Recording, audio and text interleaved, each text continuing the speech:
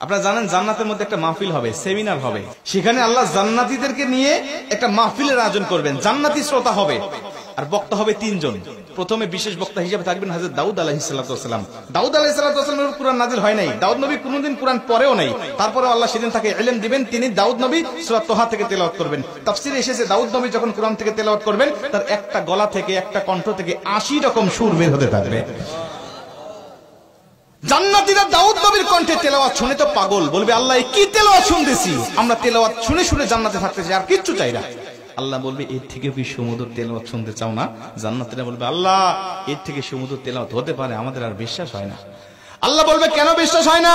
দাউদ নবীর উপরে কোরআন নাজিল হয় নাই, দাউদ নবী কোরআনের জন্য মার খায় নাই। যে নবীর উপরে কোরআন নাজিল করেছি, যে নবী কোরআনের জন্য মার খেয়েছে, দাঁত শহীদ করেছে, মাথার হেলমেট ভেঙেছে, উহুদের প্রান্তরে রক্তক্ষরণ করেছে, ওই নবীর কণ্ঠ থেকে কোরআনের তেলাওয়াত শোনো কেমন সুমধুর শোনা যায়।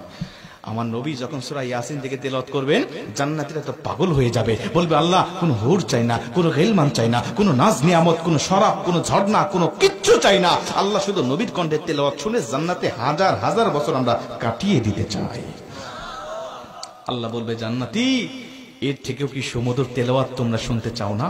জান্নাতীরা বলবে আল্লাহ এর থেকে সুমধুর তেলাওয়াত হতে পারে, এটা আমাদের আর বিশ্বাসই হয় না। জান্নাতীরা কেন বিশ্বাস হবে না বলো? আমার নবীকে কণ্ঠ দিয়েছি আমি আল্লাহ নিজে, আমার দাউদকে কণ্ঠ দিয়েছি আমি আল্লাহ নিজে, কিন্তু আমার গলায় কত কণ্ঠ রেখে দিয়েছি জানো না? আমি আল্লাহ নিজের কণ্ঠকে ওজার করে এখন তোমাদেরকে সূরা রহমান থেকে তেলাওয়াত করে শোনাতে চাই।